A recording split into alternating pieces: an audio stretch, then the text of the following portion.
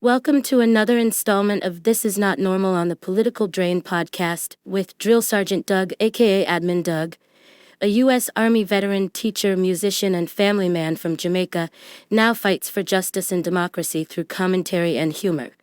Follow him on YouTube at Political Drain and at Sons of Liberty Official as Drill Sergeant, aka Admin Doug, continues to protect our freedoms. Excuses about how, we're the minority party right now. We can't do anything, blah, blah, blah. Like, you have a voice. You can be screaming from the rooftops about what's going on right now. So, and you should be. I mean, my thing is, when we had a veto-proof or filibuster-proof Senate and House under Barack Obama, President Barack Obama, put some respect on the damn name. Capitulation took place. The guy was like, I'm reaching across the aisles. Yeah. And you can't find the balls to say, hey, since we're filibuster proof, don't show up anymore. Because everything we want, we're getting until they vote me out. Because that's exactly what they would do.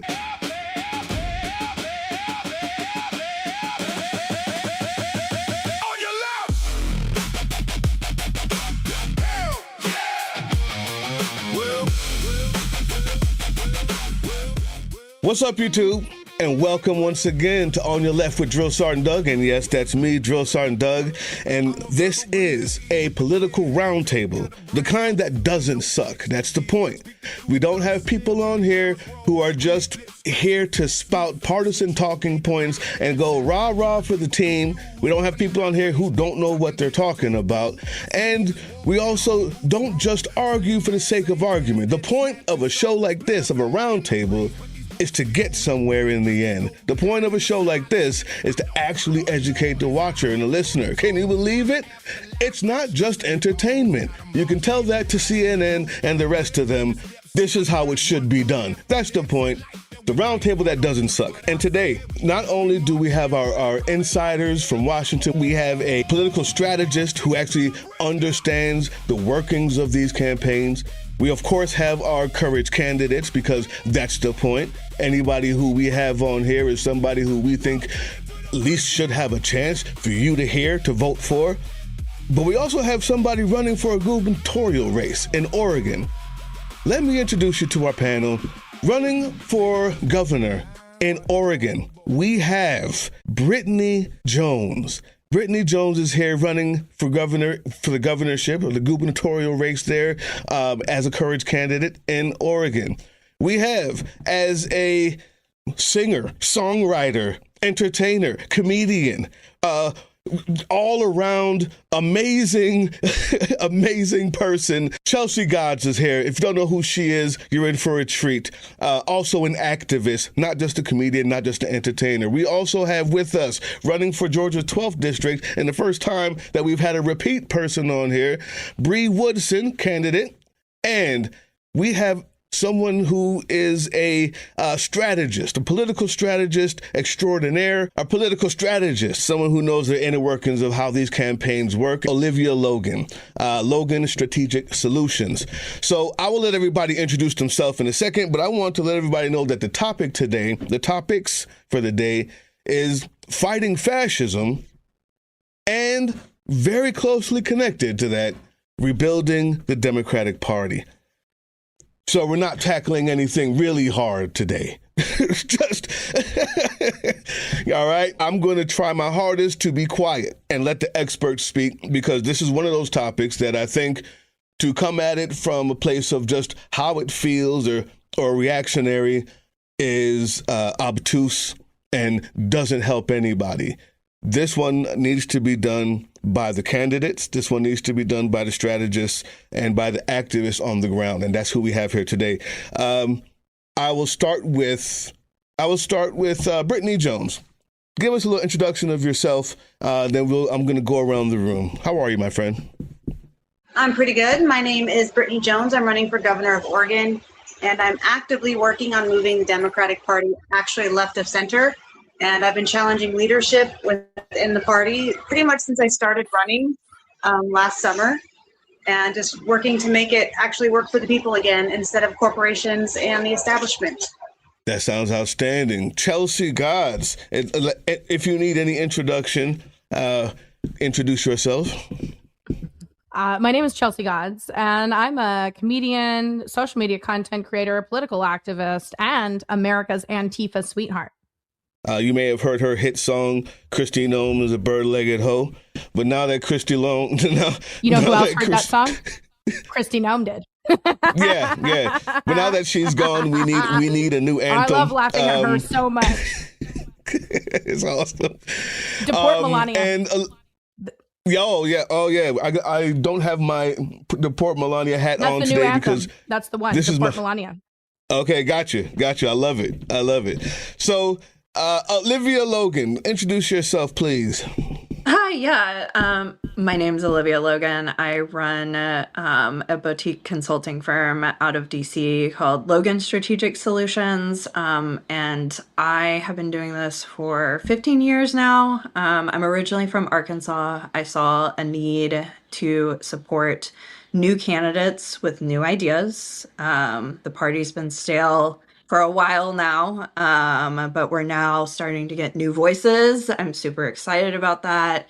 And my main focus is not just new candidates, but also down ballot candidates, so that, they're coming in and they're filling in these spots that we need, like Secretary of State, Attorney General, the state legislature, our city councils, our mayoral offices. So, that's what I do.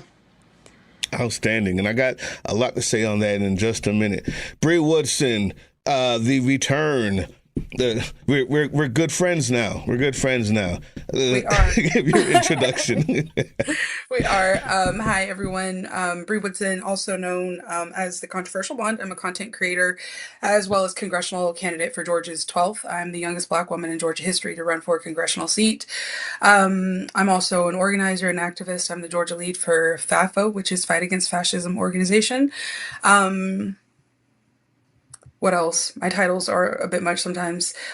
Therapist in residency. I work in substance use. I have a background in active addiction, turned it around, and now that's what I work in. So not much. You can see we got lightweights here, right? This is what we're dealing with here. Nothing major. Nothing major.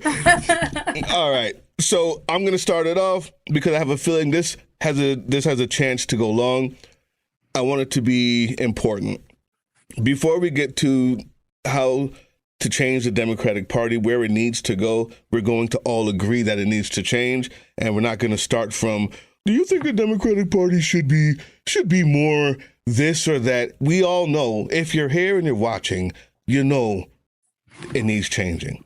So we're going to start with the harder question. How do we fight fascism? This is something that raises its head every 30 to 50 years, somewhere around the world. It seems to be a human condition. It seems to be something that we cannot get rid of in earnest, in totality. All we have is the examples of how to fight it. And right about now, people are burning warehouses. Right about now, people are just bucking. We're losing our minds out here. And I have a feeling it's because fascism, the boot of fascism and capitalism, have their boot on the necks of regular people to the point where breathing is hard. I need some solutions. I'd like some ideas on how we as a people can get through this. So no big deal, huh? I'll let you start this, Brittany. And anybody can chime in anytime here. So one of the things that I really push for in the fight against fascism is, one, don't be quiet about it, especially in spaces where people get uncomfortable when you are talking about it. Make them uncomfortable, be loud, take up the space to fight against fascism. Another thing is following the equity priority communities or the marginalized communities, the Native community, the Black community, the Mexican community. Follow our communities, and especially our elders who have lived through a lot of the worst of the worst. Like, there's still Native elders alive who went through boarding schools. Like, listen to them, follow their advice, let them have those leadership roles, and take up the banners for them when they get tired. And it's really important to push that. And one thing I plan to do if I'm elected, or when I'm elected, I'm going to manifest it. There you go. That's the therapist in me. I literally snapped up. I was like, say, no, change that. Reword that. One of the things I'm going to do is immediately enact a state of emergency, which gives the governor control over the state and local police force. And I'm going to suspend every single officer that is a part of the Proud Boys or the KKK or has white supremacist ties, and any of them that's violating sanctuary laws. And I'm going to enforce very strict cultural competency training and de-escalation training. And that's one way to fight it directly from inside the system once leadership actually has a backbone. And that's just the tip of the iceberg. Wow. Real quick, Olivia, I want to know, as a strategist, what does that sound like to you? Someone says this. Let me tell you, the first thing I think is, we should be fighting this hard because it is this important. And immediately the reflex response is, well, is that fascism? Is that fascism? Are we going to, right? Because somebody's going to say that, right? Isn't that taking control? Isn't that too much? As a strategist, what does that sound like to you when you hear somebody running say something like that? I think right now our law enforcement has overstepped majorly. And it's not just the police, it's law enforcement across the board. And I think it is in the best interest to vet who is doing public safety, who is involved in our public safety, and making sure that they are actually prioritizing public safety and not another agenda. Because right now, people have a major distrust of police and military at this point too, as well. And rightfully so. And so at this point in time, I see no issues with it. I think we need to be more proactive in vetting who gets to participate in public safety. Well, let's agree. also, just for a minute here, define fascism. Let's define fascism. Fascism is a far right ideology, period. Like, that's it. Like, we can't say that reworking the police structures in this country is a fascist ideology, because it's not right wing.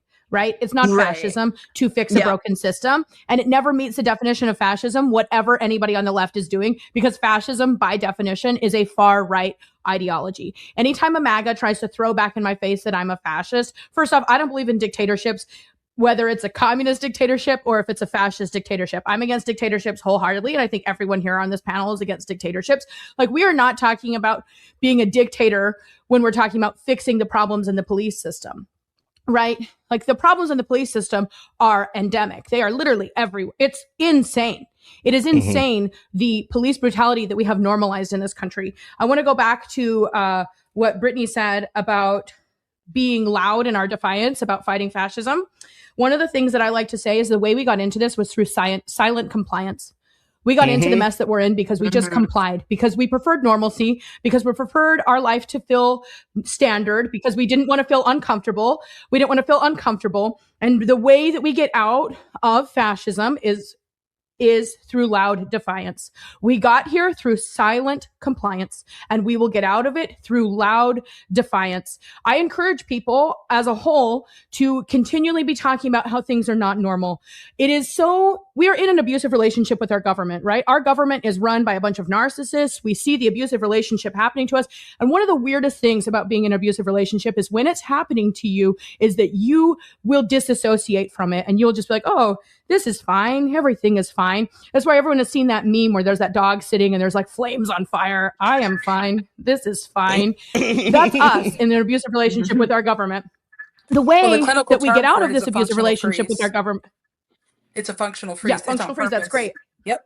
It's 100% on purpose. So we're all it's flooding the zone, right? That's what they do. They flood us. They do. They flood the zone. That's Steve Bannon. Exactly. That Steve Bannon's tactic is to flood the zone with so much news that you're so overwhelmed that you can't even make heads or tails of it, right? Yep. Well, because we are in an abusive relationship with our government, the way we get out of that abusive relationship with our government is convince everyone else around us that, hey, we're in an abusive relationship with our government. And we stop normalizing things that are absolutely not normal. It is not normal for Donald Trump to put his face on a coin. It is not normal for Donald Trump to put his face on all the buildings in Washington, D.C. It is not normal for Donald Trump to sign his name on the dollar bill. It is not normal for Donald Trump to tear down the East Wing of the White House. It is not normal for Donald Trump to be doing any of the things that he's been doing. And the way we get out of this, again, is through loud defiance. So I totally agree with what she said earlier. And that's one of the things that I wanted to come back to. So I just want to ask, I want to give an example of what is not normal here, just because it's the right thing to do at a time like this. We're talking about this? Is this normal here? No. Chelsea? This what you're talking about? No. It is. You know what, though? It is normal if you're a cult leader. And honestly, kind of fits. No, this is not normal behavior. His megalomania, his obsession with himself is a problem. And obviously that's a tenet of fascism, right? Like that's what a fascist leader does, is that they place themselves above everyone else. They put themselves all over everything. They build buildings and monuments to themselves. All of this sounding familiar, America? All of this hitting a little too close to home. But when it comes to that loud defiance, one of the things that I encourage people to do is that we talk amongst ourselves and remind each other that this isn't normal. One of the reasons why protest is so important and why it actually is so effective is that the visual of people getting out in the streets is important to persuade others to also get out in the streets, because they will see what is happening and they will be like, oh, these people are feeling the same way as me. A lot of times when terrible things are happening to us, we're feeling isolated in those feelings, right? Right now, the best thing we can do is connect in our community. That's the best thing we can do. Connect with each other. The way out of fascism is to lean into our humanity, lean into our communities. That is how we win. They care about us protesting. As much as they pretend that they don't care, they care. They care. I got kettled by LAPD this week. Let me tell you, the fascists care when you use your voice. There is safety in numbers. So the more of us that stand together, the safer we are, even though it poses a bigger threat to a fascist regime. So the more we have standing together, the stronger we are. I was thinking about that. That's a great point. I was thinking about that because at the MDC, the Metropolitan Detention Center in Los Angeles this weekend, Los Angeles is one of the largest cities in the entire world. It is the largest city in the United States of America by population. And at the MDC, there was only around like 200 to 300 people showing up there. There should have been thousands of people there. If we had 2,000 people against the LAPD would not have done what they did. So now Coachella this week is full of Los Angelinos, right? Like all the people in LA are all flooding to Coachella to give all their money to the fascists, give all their money to the corporations. And I don't care what anyone says about Coachella giving a pro-Palestine message. The reality is that Coachella is run by corporations and people who uphold the systems of oppression that also uphold Donald Trump. Which right? is literally So crazy because Los Coachella Angelinos started can off find- complete opposite. It was started for the complete opposite. Exactly. Yeah. Well, let me give you another thing, though. So all these people have enough time. They have enough time to travel to Palm Springs. They have enough time to go do that. They have enough time to go to Joshua Tree, whatever. They have enough time to do that. But they don't have enough time to show up with those of us who are fighting for their rights and freedoms at the Metropolitan Detention Center. That's not true at all. Because I can assure you that if we had 2,000... No. That's not true at all. I want 2,000 people down there. Coachella has been promoting itself for an entire year. That's why they can have that many people there. I'm really getting annoyed. I'm really getting annoyed at my own folks for putting on something every 2 weeks and expecting 2,000 people to be there rather than planning something for 6 months to hope we can get 1 million people there. I'm waiting for us to do that. I'm on the same signals as most of the people that we're talking about without giving out any names. Yeah, but those big events like No Kings are not necessarily as effective, right? Like they're effective at spreading hope, but they're not necessarily effective at pinpointed, like targeted campaigns. So, but also we have to keep in mind that people often forget too. They look at things and protest art history. People love referencing the Montgomery bus boycotts, right? But they fail to ever talk about the history that took years. That wasn't just a pop-up, oh yeah, let's all just boycott the buses. And they didn't even have cell phones or internet then. So just imagine the kind of organization and the kind of effort and connection. And we have to have the smaller ones to lead to the big ones. And strangely enough, it feels like we're even more disjointed than we would be if we didn't have internet. But that's another point entirely. But I think that's important to also remember, is that these things take time. They take a lot of time, and they take a lot of effort. That's a good point to bring up. Well, I just had a conversation with someone yesterday about nationwide boycotts, that they said the same thing, that we're going to be doing these kind of general strike trials, because in order to have a successful full general strike, we need to do these small trials first. So I like that. I like the position that you and Doug are presenting to me, because it gives me something to think about and go, okay, these are trial runs. And I like that. I like that. It's a hopeful, it's a hopeful way of thinking about it too, which I really, really like. Yeah. Okay. Yeah. It's a good way of framing it. It's more optimistic. And I'm like, okay, all right. I like that. That's why we have these panels. And, when I think about fighting fascism and what it means, my purview is a little bit different as a Black woman, deeply entrenched in the South. And it's a love of my life. I love living in the South, but I also understand the complications of it. And categorically and largely, it's why and how we're here.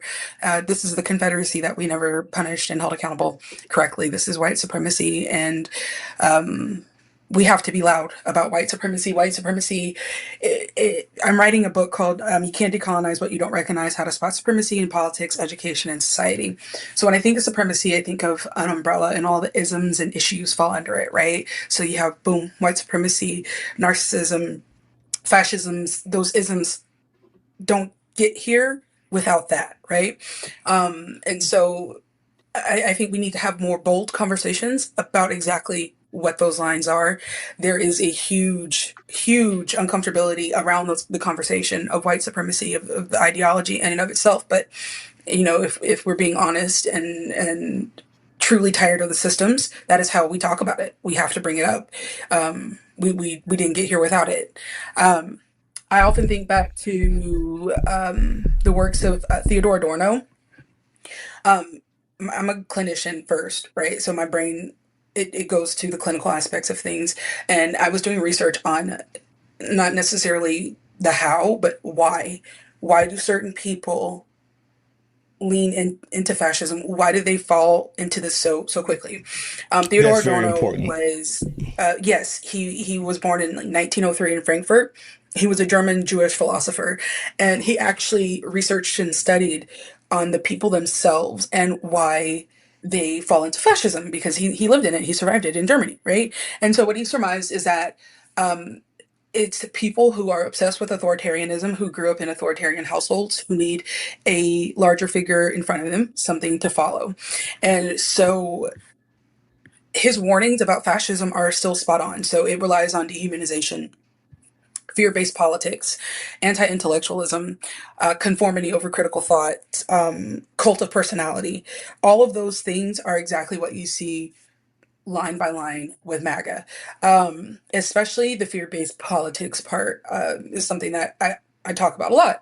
As a substance use therapist, one of the main things I do, if not probably like 80% of what I do, is I teach neuroscience. I teach addiction from a disease model.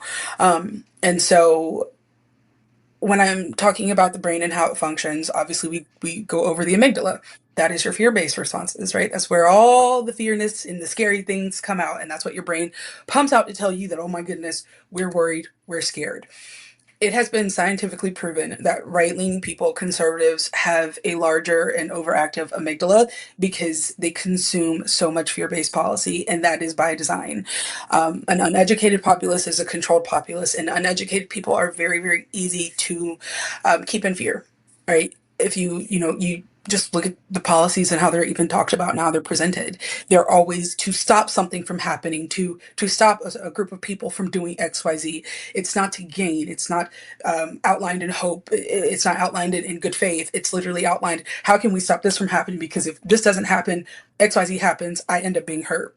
And so people who are in fear My mother's calling me. Girl, I have to call back. People who are in fear, they act like it, they respond like it. And so if we're thinking about authoritarianism, people in fear looking to someone to comfort them, it's natural that people in fear are going to go towards the person that is assuading those fears, even though, I mean, we see it, Yeah. that's not actually happening. But and that just goes back to us being loud and open about what is actually going on, the truth. Exposure is what bridges the gap, right? Because what are you afraid of, what you were exposed to, right? Like, when you're exposed to something, someone, different cultures, lifestyles, political views, whatever it may be, whatever basket it falls into, you start to understand. Education breeds tolerance, and that just falls right back into the other point of anti-intellectualism being such an important facet of fascism. So fighting it, we have to educate, we have to talk about these things, we have to present them constantly and consistently in a good faith manner. That's my take on it. Go ahead, Brittany. We have to also remember, we have to remind people that anybody can use the tools of white supremacy. It's an ideology. It's not a white people thing. It is an ideology that anybody can perpetuate and uphold. Yes. Yes, they're tools. They're things to be used to suppress, which means anybody can be manipulated into using them. And sometimes it's not always consciously. That's why a lot of self-work and growth is uncomfortable, because you have to examine how you yourself might be using those tools unintentionally, and then be mindful about how you move throughout our communities and when you are standing up against fascism. Well, that's what makes deconstruction so difficult in this country. Doug has heard me say it a million times. Miss American Propaganda is the hardest working bitch I know. She's constantly working. Girls in overtime all the time, right? And so people have been convinced that you're not racist or you're not contributing to racism unless you are burning a cross in a yard or donning a white robe. But that's not the case. Everything operates on a spectrum, right? And if we're looking at things on a spectrum, that's the extreme part of racism, yes. But, locking your doors when a certain black kid walks by, that's still on the spectrum. It's still causing harm.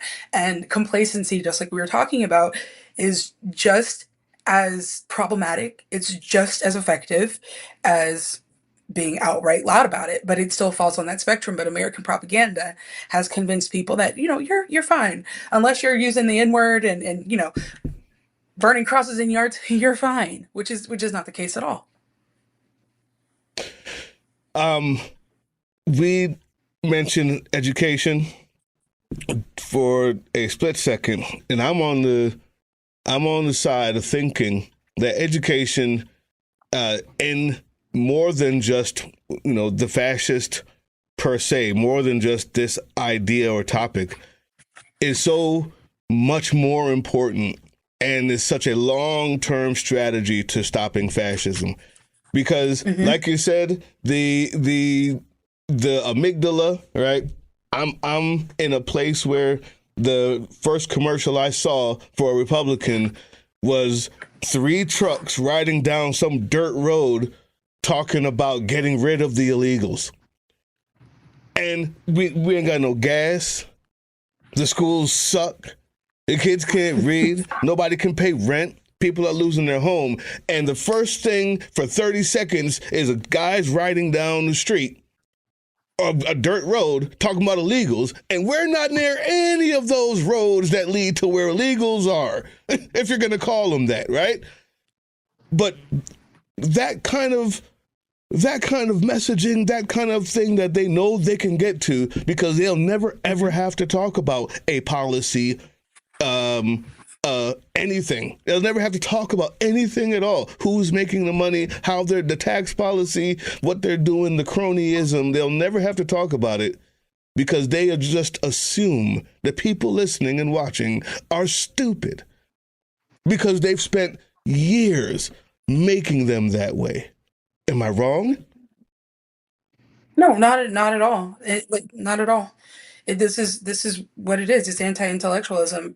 There was so much talk about how people didn't understand what VP Harris was saying, or she didn't make sense, and that is proof in and of itself that she sounds perfectly normal to me. Like, I understand her perfectly well, but putting myself in the mind frame of someone who doesn't have higher education, doesn't constantly read or write, doesn't engage in things that stretch the brain, right?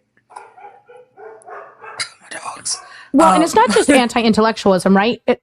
It's more than that. It's like propaganda that has been used. Like you already said it, Bri. You already said it, that the American propaganda is such a huge thing where they're selling this life like, oh, if you work hard enough, you're going to be a millionaire one day too. You're going to be just like Elon Musk if you work hard enough. These people like believe this propaganda.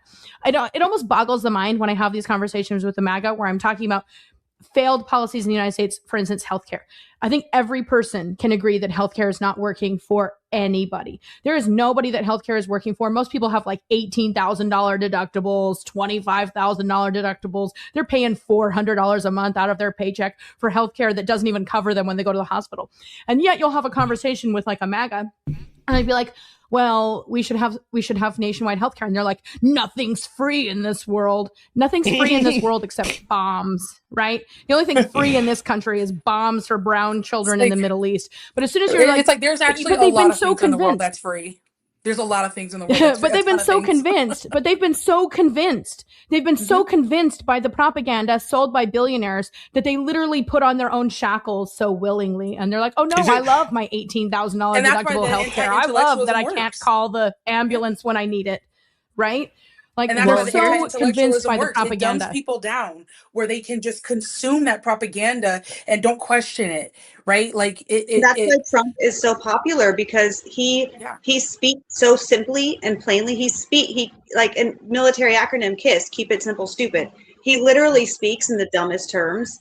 And so it's the same thing when the church was going in England, when the Protestant Christians were coming out of the Catholic Church.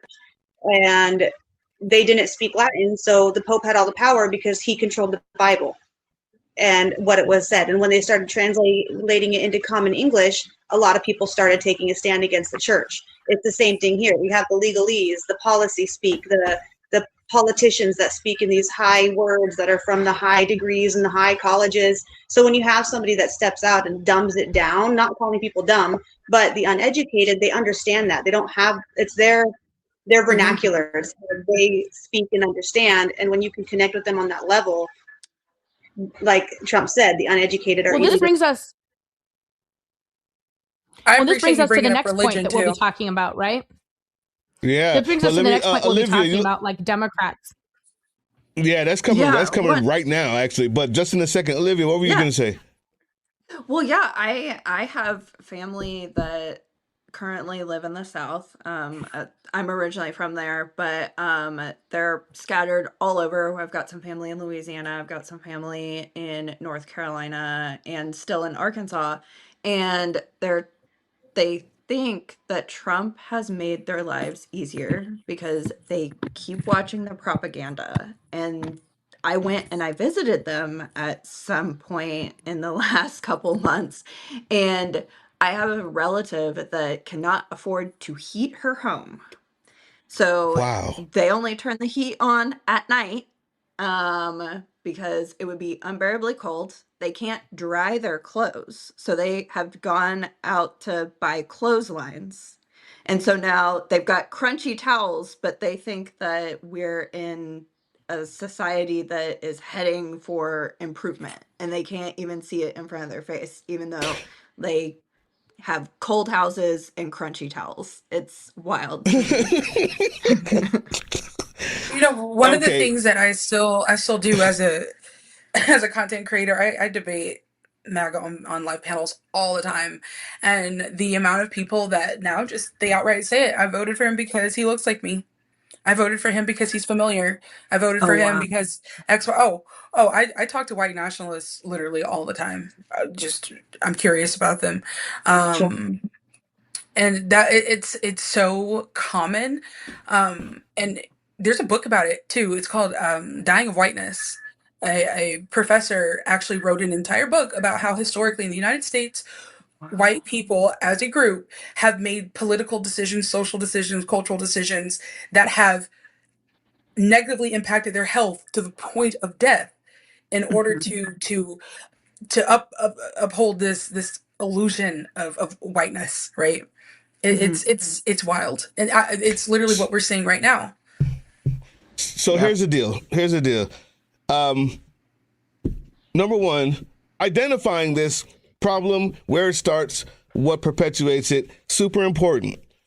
Also, there is a intersection, right? Education. This is long-term strategy on how to not stop fascism when it's happening, but how to prevent it from happening in the future. Being loud about what's going on, opening up, maybe using that amygdala, that super large amygdala, for the purposes of seeing real threats, is how you can use being loud. Maybe he's understanding. There's an intersection between right now and policy for later, which can only come from the Democratic Party. I don't care if you say you're Green Party or this party, more power to you. But if you haven't had 10 people run for state dog catcher and also school board, and then also, and I'm going to talk to Olivia about this, and then also the mayorship, but you run for president every 4 years, you're a failure. So the only thing we have left to do is vote for the Democrats, because as the immutable Chelsea Godds told us, fascism is a right-wing ideology. So you'd have no other choice. What are we going to do I have a hard about time. this I get what you're Democratic saying Party? here. Go ahead. What are we going to do about the Democratic Party? The Democrats work awfully hard to try and court Republicans every single year. And it's the dumbest shit I've ever seen in my whole goddamn life. It's the dumbest thing ever. By the way, I want everyone to know, and I'm here to testify to you today. I'm going to testify to you today as a representative of the cult of gods that progressive policies are popular in the United States, and I won't listen to anyone pretend otherwise anymore. Zoran Mamdani swung young men 45 points in his direction. Whoa. Zoran Mamdani swung young men 45 points in his direction versus the Trump election. So you mean, wait a minute, People hold on. The breaking news. Are you saying that he didn't need a left-wing Joe Rogan? Is that what happened? So here's the deal, though. That's a different story. I actually do fully believe that we need to be dominating social media, which is what I focus on. Like, that's obviously my wheelhouse, is dominating social media on left-wing politics.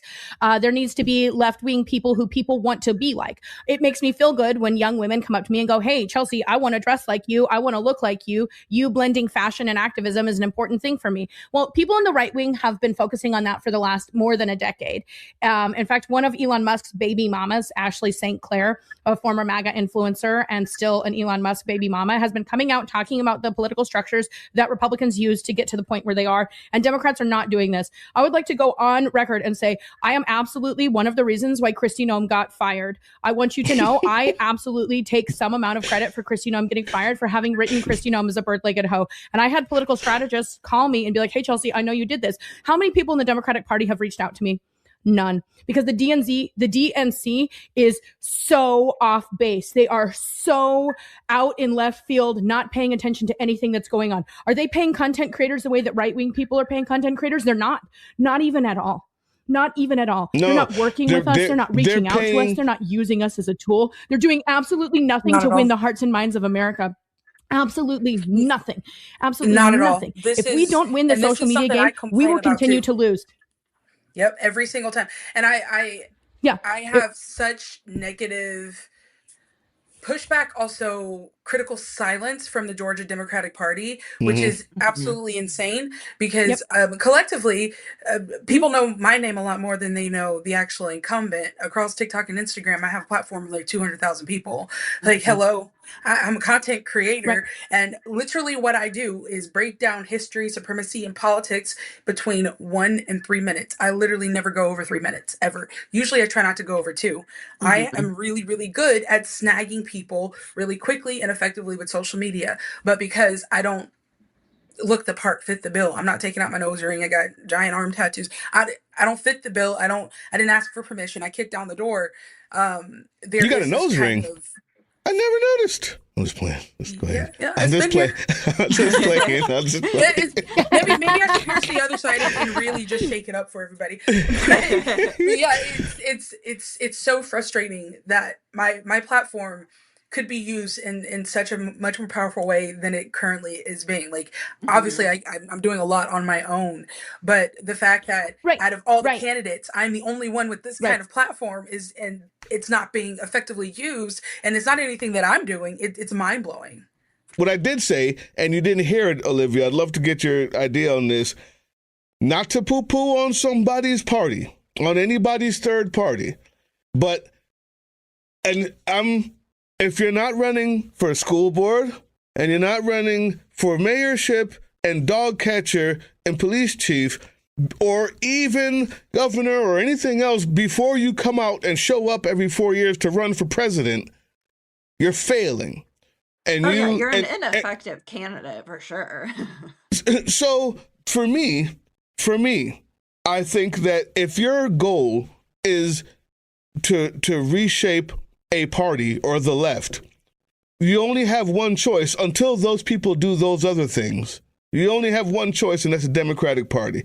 I'd love to hear where you think it should go, where it should be landing, and how we should be. Like I said before, it's the intersection between the policy to ensure fascism doesn't happen again, or we can stave it off for longer through education policy, as well as the things we need to do now, and our people are going to vote for how you're going to end it, right? As a strategist, you may have insight onto both of those ideas, and I'd hate to. What do you mean about end it? Like, are you talking about like? Well, I know I'm going. Here's one thing: if somebody says these are courage candidates, we're only allowing courage candidates. Period. Because if you're not willing to say, I want to impeach, do everything I can to impeach the regime, everybody in there, including Trump, on day one, I'm not voting for you. That's it. I'm not coming out and voting for you. If you say, my job is to ensure that I'm throwing every single one of these people in a prison for the rest of their lives, or giving them the penalty deserved of all traitors. Anything like that, I can tell you, I'm voting for. Yeah. That's what I'm voting for. And if you're too afraid to, so that's what I mean is there's other ways of ending it, but because I'm who I am, got it. I gravitate towards that. Sure. Yeah, and that makes total sense.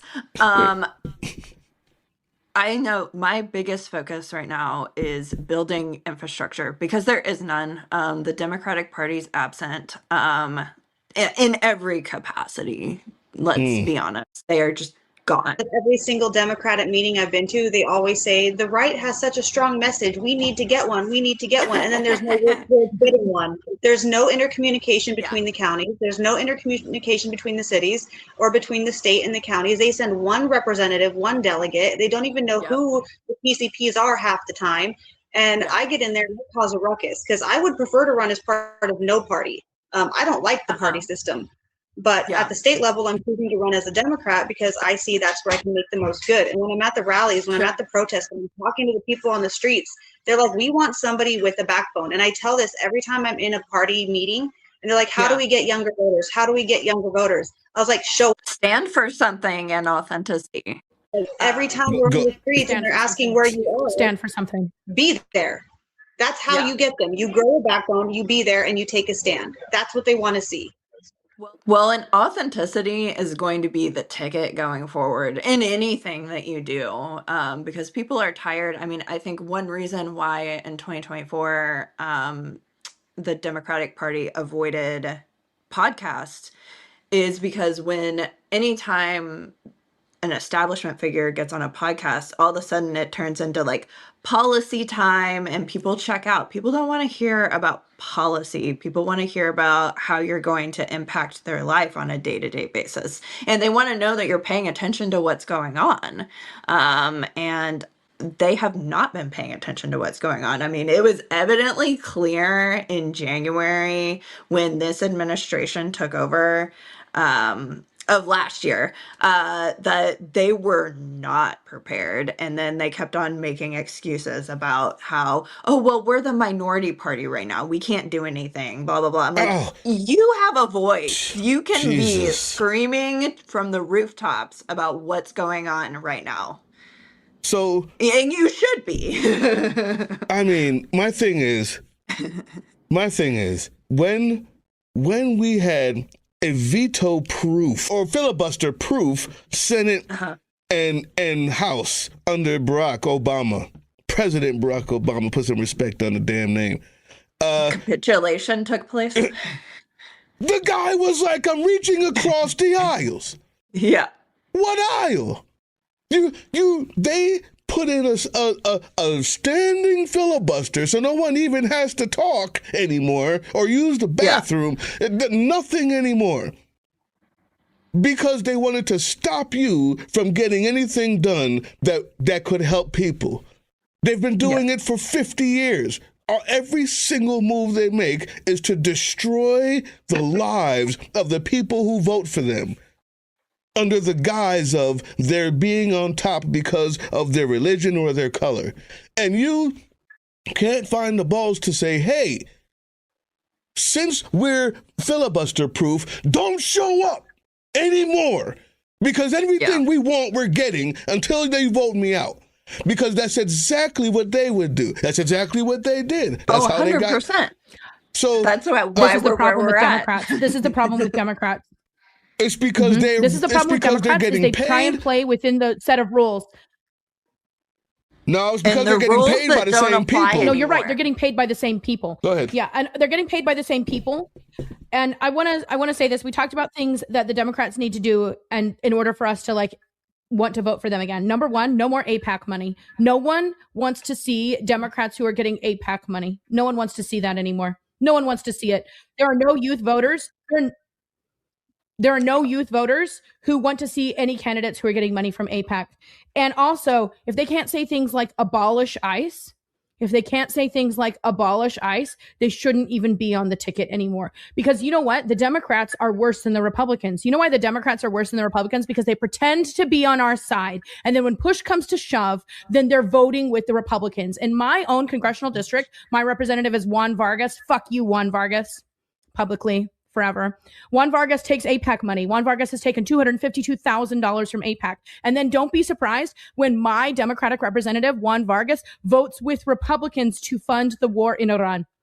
My Democratic representative voting with Republicans is a bigger slap in the face than Republicans voting for the war in Iran. You know why? Because he's a wolf in sheep's clothing. Because he's pretending that he's on the side of the people. He may show up at Otay Mesa concentration camp and pretend he wants to go in, but when push comes to shove, he is taking money from people who are performing a genocide. And then he took that money from genocidal maniacs, and then he decided that he was going to vote with them.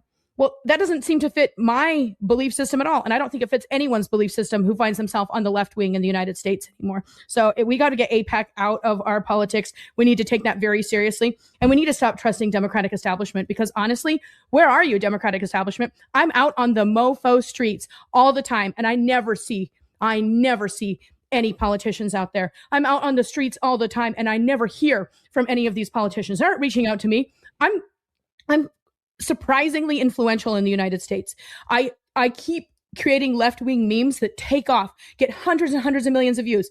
Think about how the DNC could be using me. Think about how they could be spreading their message, but they don't care, because they don't care about spreading their message. They care about getting their money from their donors, and these same donors are donating to both the Democrats and the Republicans. And if we don't keep putting in progressive politicians, which Olivia, you mentioned something that I think is particularly interesting and particularly important, which is putting in progressive politicians at the lower levels of government.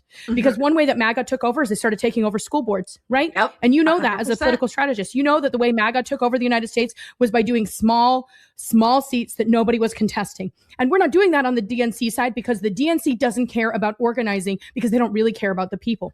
They care about themselves, just like the Republicans do. Yep. That's definitely an An issue. campaign. It's a faceless campaign. Doug's seen it.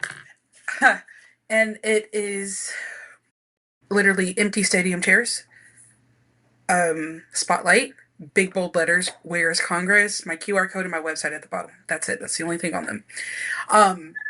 And I made a radio ad to go with it. It's funny, but it's also valid. It's a 911 call. I'm reporting a whole bunch of missing persons. The entire body of Congress has gone missing, right? And so I had one of a mutual creator. I'm not going to call her a friend, not anymore, but a mutual creator who hosts very large lives, pulled me up on our panel. We started talking about it. And she got upset with me. She is one of those old school Democrats who just vote blue no matter who. Democrat, Democrat, Democrat. And she was very upset that my ad and my flyers depicted this idea that the Democrats in Congress aren't doing anything. And I'm over here hearing crickets because, babe, what do you mean? They're also part of the issue. What are they doing then? Like, so the question, where is Congress, is valid.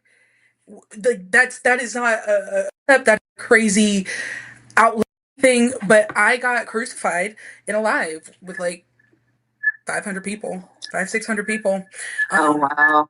It was rough. From the establishment Democrats and the corporate Democrats, because my incumbent that I'm challenging, she's a corporate Democrat. She admits that our environment cannot handle data centers, but then at the same token supports tax breaks for data centers while raising taxes on gas, which affects the working class. And I've been pointing this out to people, and still the Democratic Party of Oregon sits there and pushes out an email saying to re-elect Kotek in November, acting as if there's not people challenging her in the primaries. And I emailed the counties. I had a whole meeting. I made a whole resolution about true neutrality during the primaries. I was so upset, and I connected with a lot of other Democrats that were upset too, because it's so disrespectful to the candidates that are running and working to make change, to ignore us. And at this point, the Republican Party has been platforming all of their candidates. They've been having candidate forums. They've been having candidate debates for the Republican governor.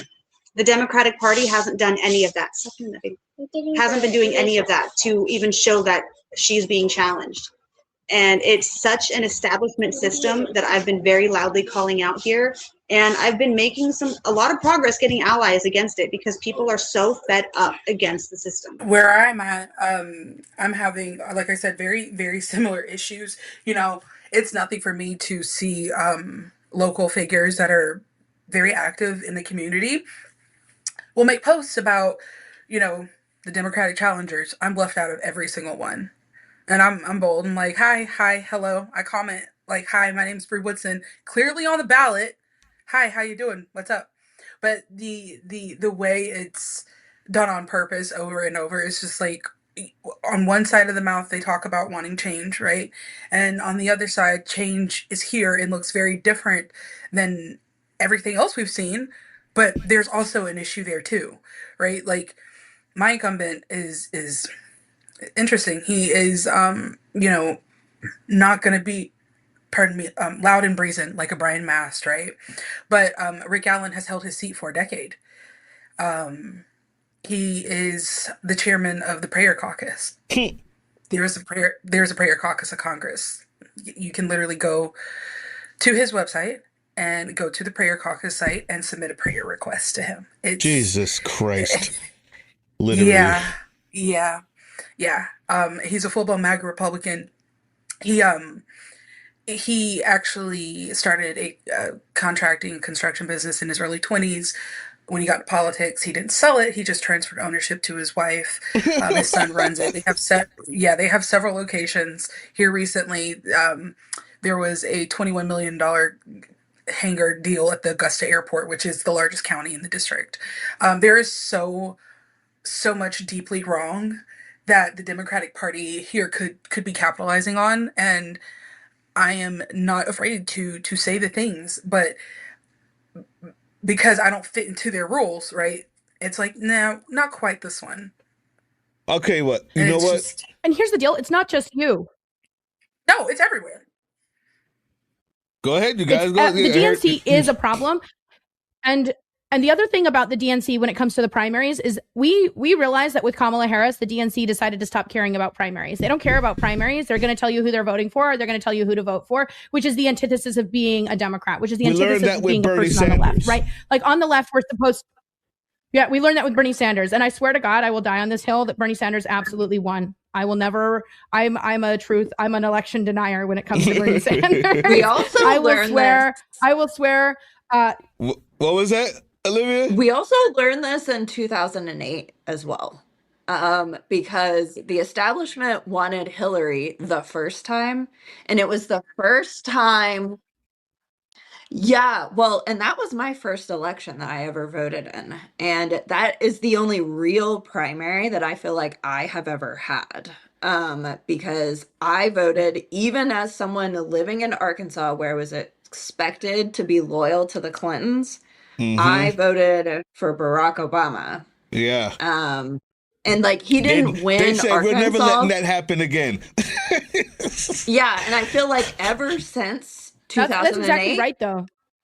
It's never 100%. They're pulling the strings. They've got their thumb on the scales. These people. And I want you to know that the DNC ahead, doing this nonsense is why we have MAGA. That is why we have MAGA. I'm going to blame you, Hillary Clinton. You know why we have MAGA? Because you and the DNC decided that you were going to rig everything. And here's the deal. We don't like it on our side when people rig stuff against us. We don't like it because we can see it. The MAGA will accept that kind of nonsense. The Republicans will accept that kind of nonsense. We will not accept that kind of nonsense. MAGA is the way it is because of Democrats. And I know that some people who are Democrats are going to be mad at me for saying that. But here's the deal. We know progressive policies are popular. Where are they at? Where are they at? Nowhere. These corporate Democrats are doing just as many terrible things as the Republicans are, and they're all shaking hands in the back room with each other. Well, and it's funny that we keep talking about how progressive policies are actually really popular, because in my home state of Arkansas, when I worked on my first campaign in 2014, we were trying to increase the minimum wage. The minimum state wage at the time, not the federal, but the state, was $6.25 an hour. We were arguing to incrementally over the course of the next 5 years to increase it to $8.50. And then we were going to try in a couple years to get another initiative to increase it up to like 10 something. But people overwhelmingly, regardless of party, voted for that ballot measure to increase the minimum wage, but then turned around and voted for Tom Cotton to be their senator. Yeah, and did not see the isn't that a problem on our end? The state of Georgia is still the lowest state wage. Yeah, we are still sitting at $5.15. No, it's not. It's $5.15. Oh God! Listen, before we go, I want everyone to have the chance here. First of all, thank you so much for an awesome panel, for a plethora of ideas, and once again, you guys make this show that I'm starting here a real winner. Every single one of you have added to the conversation something that I think that can be taken from and used tomorrow after people hear this. I'm going to leave it with last words from each of you. Let's go right around. And I want us, if you can give 1, 2, 3, or 4 or 5 things that we need to do or to acknowledge or to accept as the Democratic Party, where it needs to stand, and if you are a candidate, what you're going to do to get it that way. And we'll start with we'll start with you, Governor Jones. Brittany. Closing remarks. I've been telling people that at the end of the day, people say money. How much money have you raised? How much money have you raised? But at the end of the day, it doesn't matter who's endorsed me. Yes, I hear that all the time. And at the end of the day, I tell people it doesn't matter how much money I have or how much Kotek has. It doesn't matter who's endorsed who. When you get your ballot, what matters is which bubble you fill in next to whose name, because nobody's paying you to vote. So it shouldn't matter how much money a candidate has at the end of the day. So I tell them, stop listening to what the news tells you to do. Do your own research. Go to the Secretary of State website, look at the candidates, go to their websites, read their platforms, and vote for who you want, not for who the money tells you to vote for, because you're not being paid to do it anyways. So stop focusing on the money, because that is why we are in this situation. If you're against big money, stop voting for big money. Otherwise, you're part of the problem. They don't like hearing that, but it's true. And there's quite a few things I want to do. As governor, I wish I had more power, but investigating our elected officials and at the state level is well within my wheelhouse as governor. And that could lead to having evidence for impeachments, for having accountability, for getting these corrupted officials and politicians out of office. They're not endorsing me anyway, so I don't have to pretend to be their friend, right? I'm going after everybody when I get into office. Anybody is under investigation. We're going to find out where the money is going. We're going to find out where their time is being spent. We're going to find out exactly what they are doing, who is paying them to do it. And then if criminal charges need to be pressed, they will be referred for criminal charges, or that evidence will be submitted to our state legislator, our Congress members. It's going to go where it needs to go so that actions can be taken. Because I'm not here to make friends. I'm here to work for the people, as it should be. I love it. I love it. Thank you so much. Thank you so much. You guys, what you're looking at is bj4oregon.wixsite.com. BJ for Oregon. Now, this lets me know, number one, that you're not taking corporate money, PAC money, right? Here's the point. Right. That's what I'm saying. But guess what, though? This isn't CNN.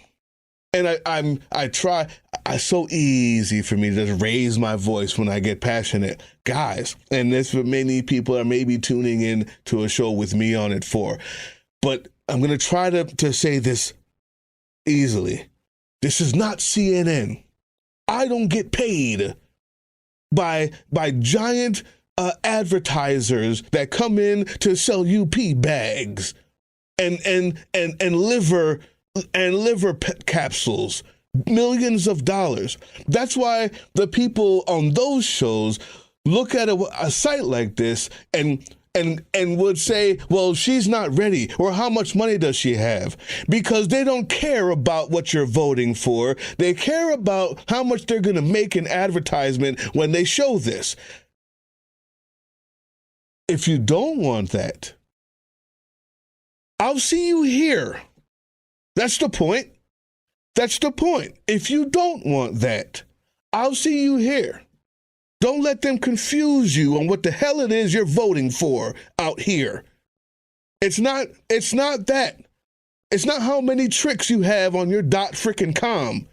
What it is what do you have to say, and what are you going to do to help the people, your constituents who vote for you? And that's what all of those other places have forgotten. So if you don't mind, you see that QR code up there, click it and give us some money, because we're not going to do that to you. I appreciate it. Chelsea Godds, you're next. Sure, absolutely. In order for progressive policies to take over the United States and make it so that life is better for everyone, we need to be putting forward people first policies, period. We need to lean into what I call radical humanity, and we need to dominate the social, cultural message in the entire country. People on the left will win messaging every single time if we break it down, make it easy, keep it simple, stupid, and start talking about the things that will actually make life better for regular people. I do fully believe that if we incorporate art, humanities, culture into our anti-fascist movement, that we will absolutely be victorious. And social media needs to be at the heart of all of that, because whether you like it or not, media in 2026 is in fact social media. Democrats need to be focusing on dominating Instagram, dominating TikTok, dominating YouTube, dominating every social media platform. We need to stop isolating ourselves from other social media platforms, which I know is kind of like one of those things that Democrats like to do, because we I'll move to blue sky or whatever. But what happens when we move out of those spaces that are owned and run by oligarchs is that the people who take over those spaces are nothing but the people who agree with the oligarchs. So we need to be so socially dominant that people cannot escape us. And that's what I'm working on. I know it's what a lot of other people are working on too. So hopefully we win the culture. And if we win the culture, just like we did in the 1960s, think about all the protest songs, all the things that came out of the 1960s. If we rebuild that kind of movement in the 2020s, well, we can win. It says here, you're the godcaster that's cooler than your mom. Is that true? Yeah, I do. I call myself cooler than your mom. I am cooler than your mom. Sorry, not sorry. That's what's up. Sorry, not sorry. I am cooler than your mom. Yeah. I need to make sure that that's the case. Yeah, that's one of the taglines that I call myself. I say I'm cooler than your mom. I say I call myself I say casual menace, cooler than your mom, funnier than you. I love Those are my taglines. I absolutely love it. I love it.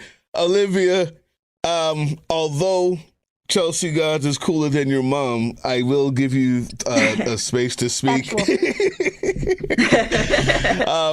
What say you, my friend?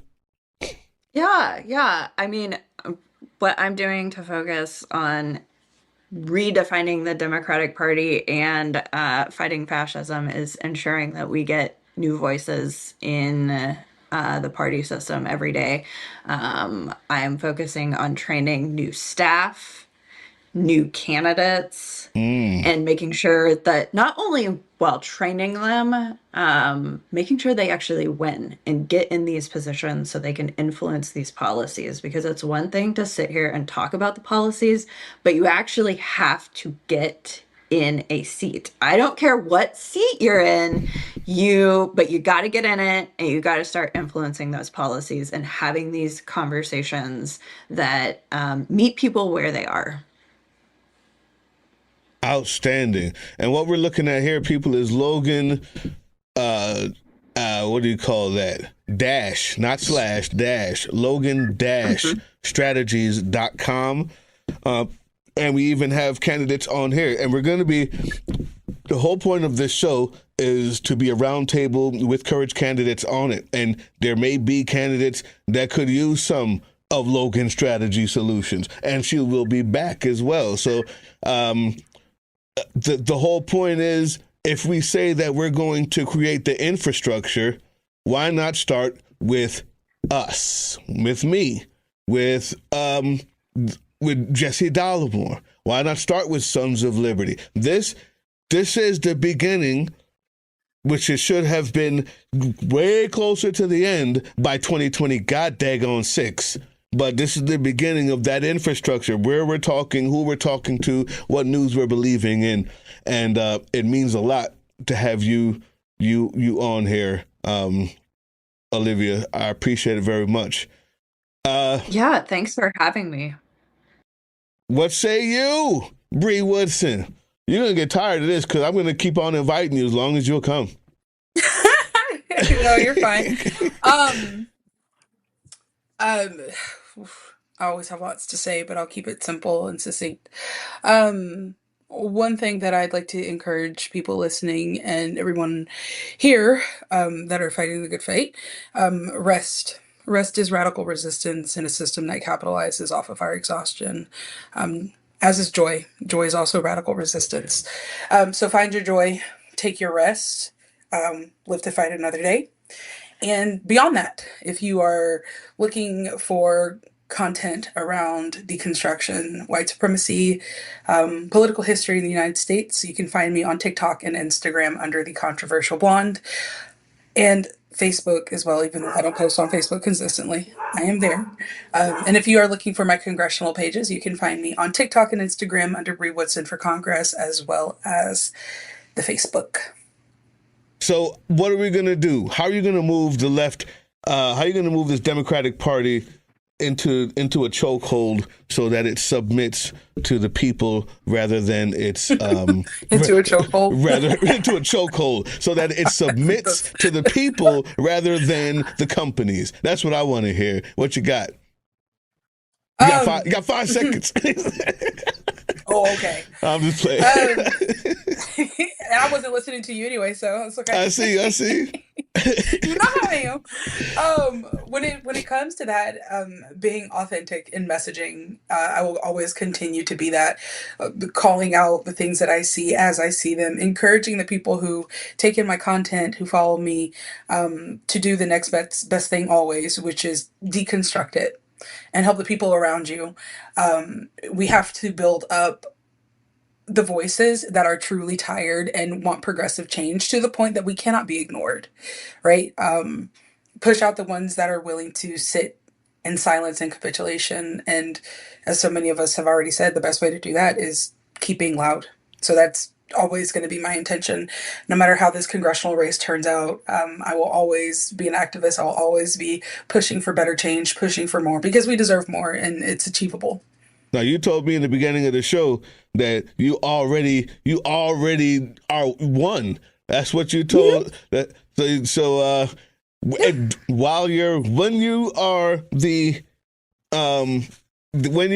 our representative for the Georgia 12th district, we expect you to stay loud. I expect to see you as at the marches when you're not working on Capitol Hill. You know me, I'm always at a protest. Yeah. You're going to have to organize them at Capitol Hill. And we're going to send Olivia your way while you're there. I just did that. We actually, that was quite the experience. You know, we managed to get about 3,000 people out in DC the weekend of February 27th and 28th. It was great. People. Fighting fascism. Fighting fascism. Every single day in your everyday life, in a very real way. Our job as citizens is to fight fascism every day in a very real way. You do it around the dinner table. You do it with your platform. You do it with your voice, right? You do it with your children, okay? There is no such thing as a child who shouldn't know that Trump sucks. Period. Don't let them tell you other than that. I'm very serious. Everybody's child should recoil at the color orange. Period. You know what? If you know what I know, you know that what's coming next ain't pretty. It's not. We have one chance, and it's all of us as citizens have this chance. We can be a part of the projection of something amazing to come on the other side of this, because it won't be the same either way. We can't have it go back to what it was. Or you can be the ones that when after we win, will know that you did nothing to get there. That's it. That's your choice. Right now, we have people, and we plan on doing this every week with panels of people who are choosing to do something to get us there. And we need you to do the same in your own life, in your own way, but in a very real way. And I'm going to leave you with that. Thank you for joining us. Thank you for joining us. This is On Your Left with Drill Sergeant Doug. Go, go, go. Resist. Oh. Resisting. Fuck this shit's going down. That's right here, right now. The political drain. Just the news you need.